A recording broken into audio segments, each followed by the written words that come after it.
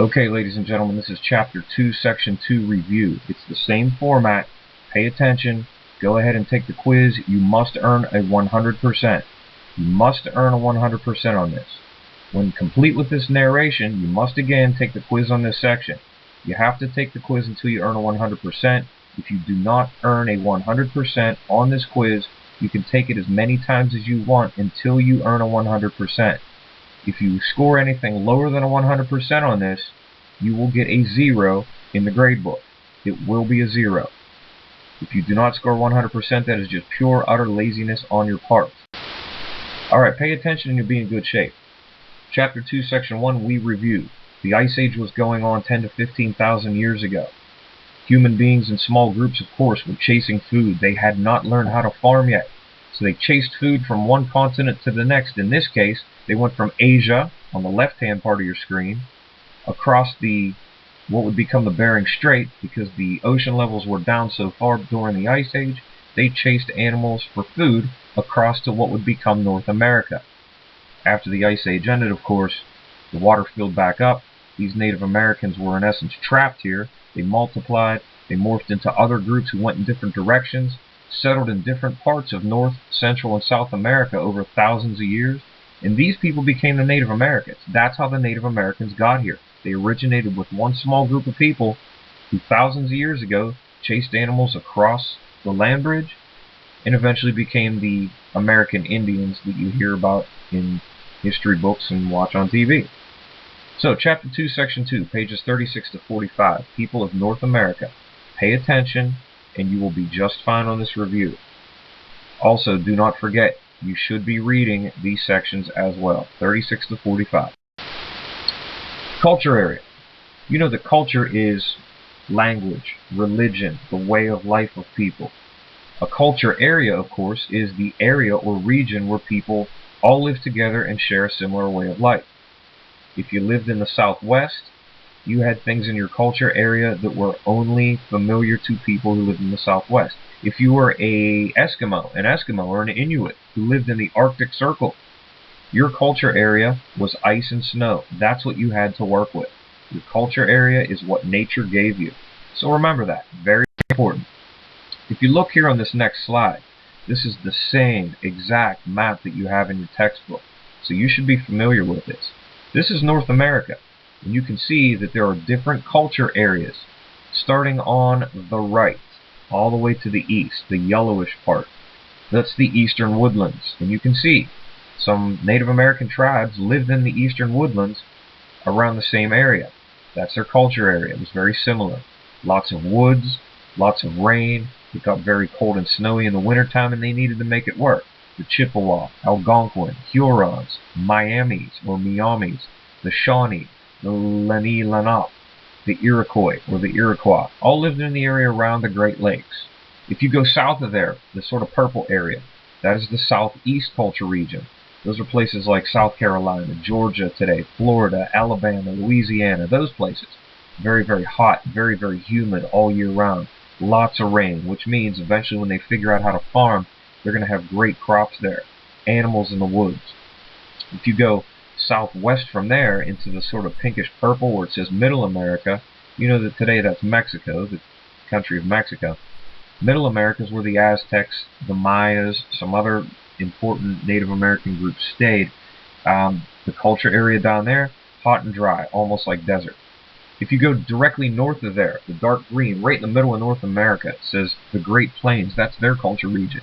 You have the Blackfoot, the Mandan, the Crow, the Dakota, Arapaho, Osage, Cheyenne, the Comanche. These are the Native Americans that typically hunted buffalo. Why? Because buffalo were there in their culture area. They made everything out of buffalo. These are the people that used teepees, that traveled back and forth, chasing the animals. They used the buffalo for everything, everything. If you go directly to the west, it's a light green. That's the Great Basin. You have the Shoshone there.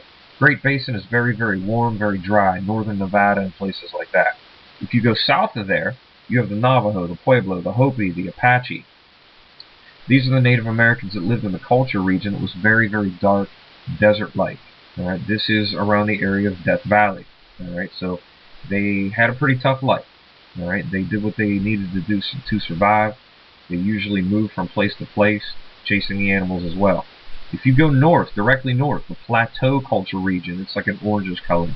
The Nez Perce, very famous and important Native American group in that culture area. If you go west of there, that pink color, northwest coast culture region, the Kwakiutl, the Bella Coola, the Couis. If you go south from there, the Pomo, the California culture region, that is the west coast. If you go completely north to the dark purple, that's the Arctic Circle. That's where you have the Inuits, the Eskimos. Their culture area consisted of lots of ice, lots of snow, ice fishing, occasional debris that sort of floated past on the ocean. The subarctic, that's around the area of middle of Canada today, the Beaver, the Crees. Those are just some culture regions. Folks, look at this. This is what they had to deal with. Whatever area they settled in, they had to use what Mother Nature or nature gave them. That's what they used to survive. Everything was based off of that. Their culture, their religion, all based off of where they live. Languages. Think about it. If you were a Inuit or an Eskimo living in the Arctic Circle, you have a word in your language for ice, for igloo, for seal, for polar bear. But if you go to Middle America all the way to the south, where the Aztecs and the Mayas are, I can guarantee that they did not have a word in their language for polar bear, or Eskimo, or ice, or snow, because they never saw it. It wasn't part of their culture region. So just so that you know, where they settled determined their entire culture.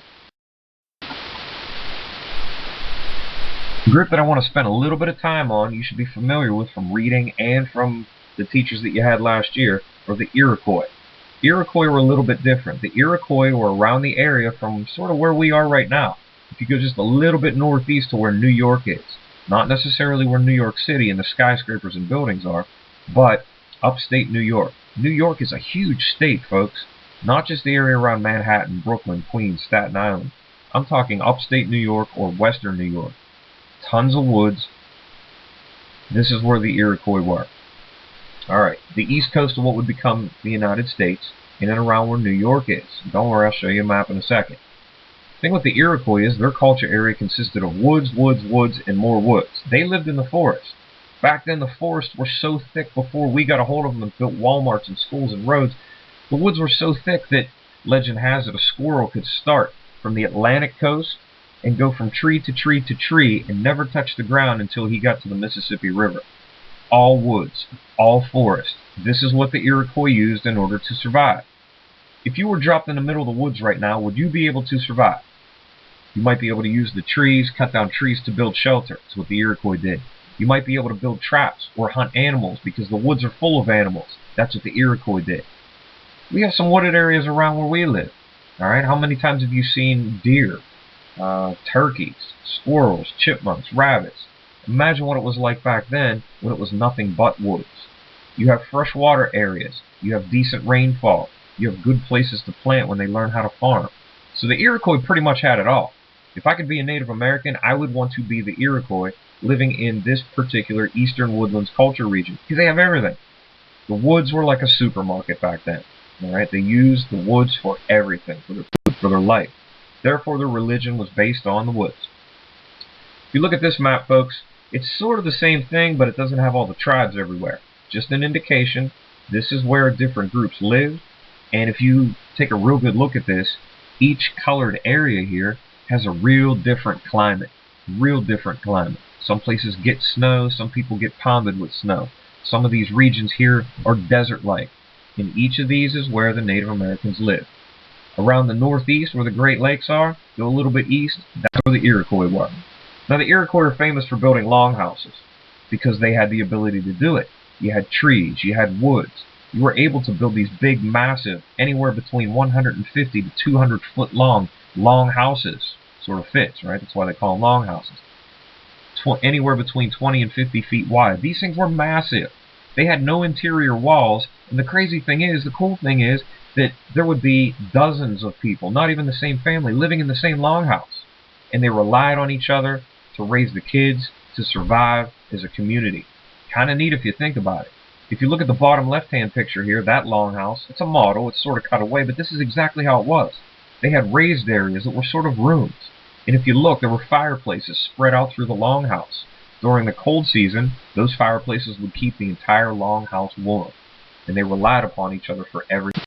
The Iroquois are pretty unique whenever it comes to Native American tribes. The thing that really sets them apart from most others is the women were held in high regard.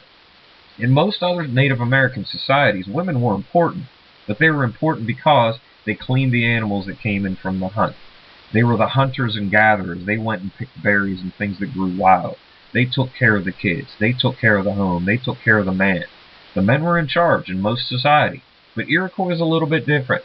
The women were very important. The women could own property in Iroquois society. Whenever men and women got married in Iroquois society, today the man and the women get married. The women take the man's last name today in our society. Back then it was completely different in Iroquois society. When men and women got married in sort of a ceremony, the man took the surname or the last name, for lack of a better term, of the woman. The men then moved into the longhouse or wherever her family lived and became part of her family now. He lived with her mom, her dad, her grandparents, her great-grandparents if they were old enough to still be around, her aunts, her uncles, her cousins, an extended family the man became part of. One of the other things that make the Iroquois very important, guys, they're just like us. We based some of our government today, when we built our country, off of how the Iroquois did it, because it worked. What they would do was they would meet once a year in various tribes in designated areas, and they would talk. They would make decisions. They would make laws. And they took these laws back to their tribes, and they made the people who were part of that tribe obey the laws. They elected something called clan leaders. Today, we would call that our representatives. We go and vote whenever election time comes around, and we vote for our representatives to go to Harrisburg, the capital of Pennsylvania, or Washington, D.C., the capital of the country, to represent us. They did the same thing. The clan leaders would do this. On the left-hand side here is an original picture, one of the last original pictures of a real Iroquois chief. This picture was taken around the late 1840s, early 1850s, when the camera was brand new. This is one of the last remaining pictures. This is a real Native American, a real Iroquois chief. You can still see on the left-hand side and in the middle, very colorful dress. They used everything that the woods provided. Something I want you to know, you have to know, the League of the Iroquois. These groups on the right-hand side, this is a map of what would become New York. These groups who used to fight ended up calling themselves the League of the Iroquois, the Six Nation League of the Iroquois. They put down their weapons and they decided to make it work together. Eventually, whenever the Europeans come, they're going to share a common enemy, the white Europeans. You have the Mohawks, the Oneida, the Onondaga, the Tuscarora, the Cayuga, the Seneca. They comprise the League of the Iroquois.